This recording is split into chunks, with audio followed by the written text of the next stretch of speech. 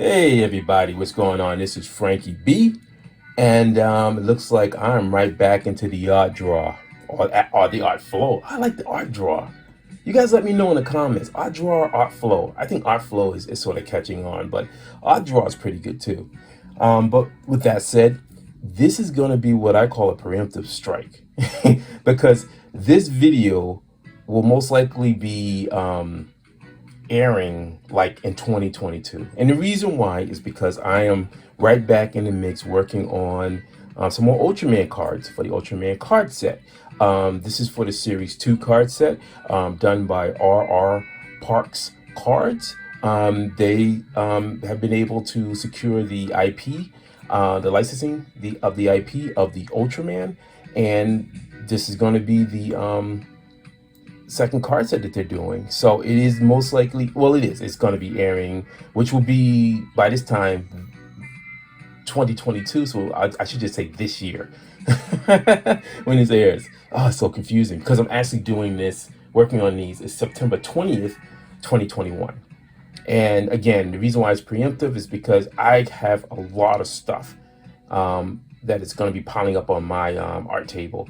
That being issue 2 of Kaijus and Cowboys, and then I'm also doing commissions as well. So yeah, let's just say your artist boy is definitely doing a lot of drawing and loving it. Hey, hey, this is what I was born to do. 30 years doing this, 30 plus now. So this is what I do best, and I love it. So anyway, this is the first. This card right here, this is my artist proof.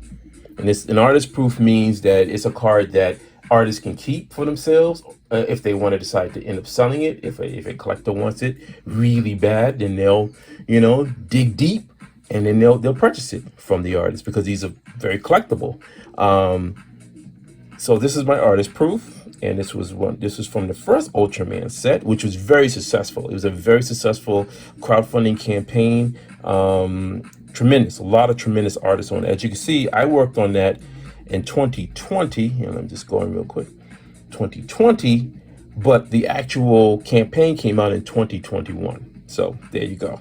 So anyway, this card I chose to keep for myself because I wanted to do a multi image of Ultraman sort of doing various forms and stuff, martial arts forms, like he's preparing for battle and stuff, and then have this sort of head in the back. It almost harkens back to the old school days. You know what I mean? For those who are in my age bracket, I'm 51. I just turned 51. But anyone who can remember the 70s and 80s and stuff like that, where they would do this whole thing with the large head and then, sort of overlooking everything. And then, they'll have some other image playing in the foreground.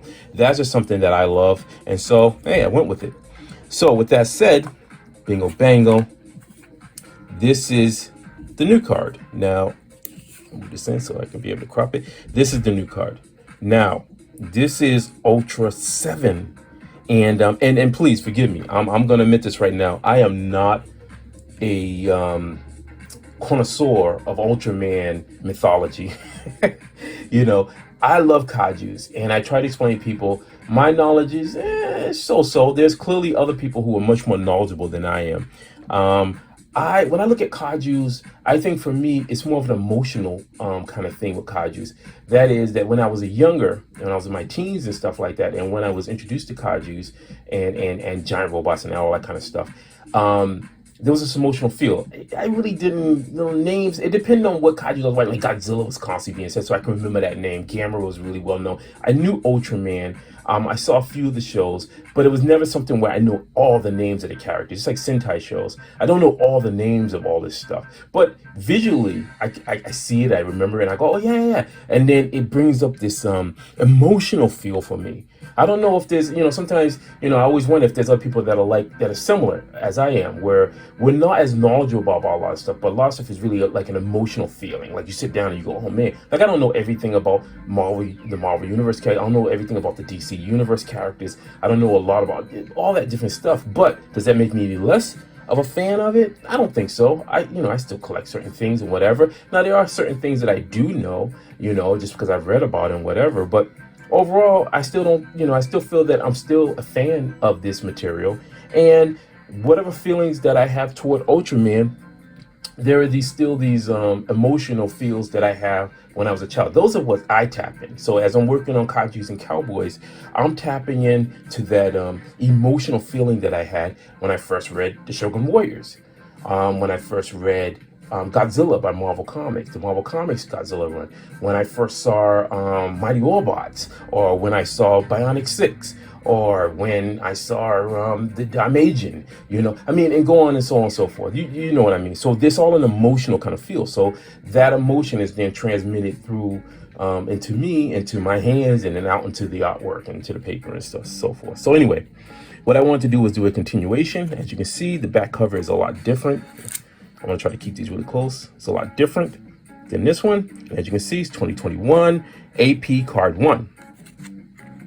And so what I want to do is I want to do a continuation piece to this one, but just on the other side. So somehow, I don't know, I'm still debating, and we'll see when it finally, because again, this is, my feeling on it. I'll see if I can match that planet to have a continuation, but I don't know. We'll play with it, So today I'm going to begin the pen and ink inking segment of these cards, and I got a bunch of them. So this is going to be a video where I know I'm not going to be able to get all of them. Now, the cards that I have will be for my own APs, artist proofs. I have 5. So that'll be my own 5 personal ones that I can hold on to. The rest of the cards that will have to be shipped back to RRPARKS, it's going to be 20. So I'm going to be doing 20 cards, which will be heading off to them. And they, in turn, will take them, and those will go into the set packs and whatever. And any collectors out there fortunate enough will be able to snag one of those cards, and there you go, and have the bragging right of owning some of my original artwork, as well as other artists too, which is pretty cool. So with that said, let's get down to the real good stuff, and that means this video, like my other videos, is what I call a mashup video. So this is me talking for a little bit, and just so it's a human being that's doing this crazy insanity of art. And then I'm going to transition over to hyperlapse. And hyperlapse is when I speed things up. You just hear some music and stuff, and you just go into the flow of it, and you just look at the miraculous magic of literally seeing artwork just appear. God, man, I wish I had the super speed ability, the speed force, or maybe even the mutant abilities of Quicksilver. Oh, the amount of work I'll be able to do. Oh, I always get people who ask me about the whole thing with shows and stuff. I think one of the things about it is that, and this is just me just being real with you for a second. If people look back at the history of just my life and stuff in relations to comic books, now this is beside my other stuff like with advertising, whatever. I've been in the comic book industry working off and on for many years. It has to be like, I feel like it's got to be like 20 years. Like I did my own create-own stuff, and I went to shows, and I mean, I went to not just small shows, I went to big shows. I went to San Diego Comic-Con, New York Comic-Con. I remember there was a con that was at Madison Square Garden at one point that I attended. I remember there was one Midtown. I think Midtown might have had one too. So I've gone to a lot of cons, and then also I'm a Boston boy, so I hit a lot of the Boston shows and stuff like that. I was in the game hardcore. Over the years, I've seen cons transform into something that in my more rational business sensibilities looks at that is not really conducive to the independent artists and creators. It just isn't. I think that a lot of the bigger cons have become something that are more celebrity driven kind of cons, and there's nothing wrong with that. I don't have an issue with that. I feel that, again, that I wish that they would probably name themselves more like celebicons and stuff like that, and then then people who go there could just be like, okay, cool, and we're here to see celebrities and such. And then if you may have some people who might be into comic books, then there's clearly going to be vendors there who would do very, very well because they have product and they'll be able to put it out there. Now, for the indie comic book market, for people trying to do indie comics and trying to get out there and connect with fans and put your wares out there and hopefully make some sales to cover your table, your expenses, at least if you can break even. you know, to make more would be amazing. That's like the break even is the cake. The icing on it would be the extra cash where you go, wow, I actually made a profit. I'm seeing a lot of smaller shows, and I'm rooting for the smaller shows because the smaller shows are what started this whole thing. At the smaller shows, you had the artist alley and you had creators who were able to truly connect with their fandom. And that's important. I know that that's going to be one thing that's important for me and Matthew as Kaijus and Cowboys comes out. With that said, I learned the hardest lesson that as a professional artist, I make my money drawing. That's the bulk of my income, to keep my lights on, to be fed, to keep the heat going and whatever. I am not at that level where I can go into a con and command some of the commission rates that some of the pros that have been in the industry for years are doing. That's just a fact. That's just a reality. And so the thing is that in most cases, I am literally cutting off my capability to make money of survival if I tend to do these kind of things. I actually do much better at smaller shows. That's where I feel like I can connect more with people, and people actually are there to buy my comic. The larger shows, I just haven't seen it. Maybe if Kaijus and Cowboys become some phenomenon, or whatever, then maybe then shows be inviting us, and we don't have to pay for anything. We get free table thrown at us or two, and then everything is pretty much that. Those weekends become sheer profit. You just sit back and you're just doing profit by profit. It is what it is. So that's one of the reasons why my mindset is more for smaller shows. Unless a larger show says, hey, look, we'll give you a table. We'll offer you a table or something like that. Then that's different. Then that's meeting halfway, and then it definitely there's still the cost of travel, and then the time off from not working from my other gigs. Like if I have commissions and deadlines and stuff like that, I have to factor all that in, because I am a working freelance artist. I make my living drawing, and when I don't do my deadlines, then I lose clients, and then that's not going to be good for me, and that's not going to be good for Kaijus and Cowboys, and that's not going to be good for anything. It's just not. There's so many horror stories I see of fellow artists out there who are going through such turmoil and stuff, and I just don't want to see that. So I think the thing is that you just got to be smart when you're approaching these kind of things, and and you'll find your balance. All right. So here, I'm getting off my my what do you call it, soapbox. My rant's over. Let's get down to a little bit of drawing, and then I'm going to switch over to hyperlapse. Now I'm pulling out the 003 Micron because I want to really get in here. And actually, I'm going to, once I switch over to hyperlapse, I can actually go dig around and pull out my Staedtlar colored pens, because I'm gonna need them in a few minutes, and I don't have them right now because I got so excited and said, okay, I've got to get all my stuff, and that happens. All right, I gotta admit, he's pretty cool, man. I'm really digging Ultra 7. When they sent me the files and stuff of the character sketches, and it's funny because even though they sent me a massive docket with the character sketches, I still had to go online and find specific other ones too.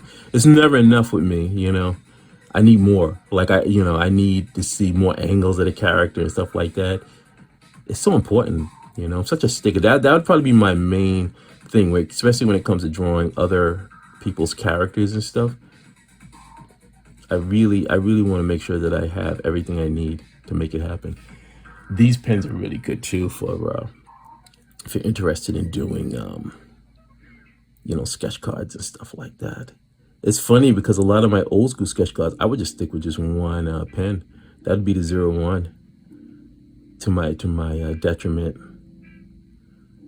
But yeah, once I started moving into using the 003, oh man, I love it. it's nice. It's a nice small pen. Nice small head on it. All right, let's see. Let's do this. I don't know what I'm gonna do with these cards, you know? It's always tough. It's always, I never say it's ever easy when you have things like this, because, you know, you sit there and say, well, how much do I really want this card? Because I'm a collector too, you know? But also, hey man, I make a living too, you know? Life's got to stay on. So if somebody comes along and says, hey, look, I'm going to offer you, you know, or if I put a rate up there that, you know, I feel is a fair rate for me, for what I'm offering, and someone says, hey, no problem, I'll pay for that, then, you know, hey, gotta let it go. I think I've reached that part of my life where I can let things go. Kind of had to go through that a couple of years ago, when I had to let go of some my Shogun Warrior pages. A lot of stuff, actually. It was more than just Shogun Warrior pages. It was other things too. And I just came to that realization. I said, Frank, you just gotta let it go, man. You can't, you know, you got to, there's other things that's more important. I think that's the point I'm trying to get to. All right. I want to thank you again for just, you know, hanging around and checking out. By this time next year, we'll probably have a couple of issues, hoping that we'll have a couple of issues of Kaijus and Cowboys out. You know, that's always on the back of my mind. Staying ahead of the game. You hear so many nightmares of scheduling and stuff like that. I always wondered, do people even think about that? When I see people who rush off the cons and stuff like that, and then it's like, okay, that's good, but what about your production schedule? Like, that is so honed into me, because I've come from a background of working in production, you know, film and animation and stuff like that. My first thoughts, like, you know, we gotta have stuff done, you know, before we start going out there saying, hey, what's going on, everybody? And you know, and doing what I call the peacock dance. Feathers all out, everything's all up, and then it's like, and you know somebody's gonna say, well, when's the next book coming out? That's just a fact, you know. It's just like, think about Hollywood films. You know, as much as people, you know, you hear them going, when the next movie coming out, there's a reason why it takes as long as it does, because they're gonna make sure they got everything all lined up in there, you know, making sure that when the time does come, when this, whatever that is that comes out, it's solid. Everything has to be solid. There can't be any errors or anything, because, you know, there's a lot of money, a lot of time and money, you know, that's gone into it. So that's what my frame of mind is. I've grown and learned from my years of being out on the in the circuit, especially the convention circuit, and just picking up things and saying, okay, it's good to make sure that before you start smack talking, you got all your stuff, you got everything lined up. You know, don't smack talk and you don't got anything, because it will come back to bite you. You will feel it. Because when you can't back up what you're saying, oh, it's such a painful. I don't wish it on anyone. But with that said, hey man, we're at the 18-minute mark right now, and I think this is the point where I'm going to shift over to hyperlapse. And again, I just want to thank you for just coming by and just hanging out and just, you know, just commenting, and, you know, and even, you know, on my other social media things as well. Thank you for sharing, and hopefully my words of inspiration or anything that I'm saying can just ignite some level of creative fire within you, that you can go out and you can do too, because that's the whole point. It's all about the cycle. You know, I'm part of the generation. I'm Generation X, and so we're transitioning as we're getting older. So we need those new, younger, fresher, different kind of artists, artisans, writers, and such to come in and fill the void, and they got to keep the cycle going. So that's what I'm in this. That would be the major thing, you know, to be like, yeah, whatever I said helped to spark the next generation. Hey, I'll take that. So with that said, keep that art flowing.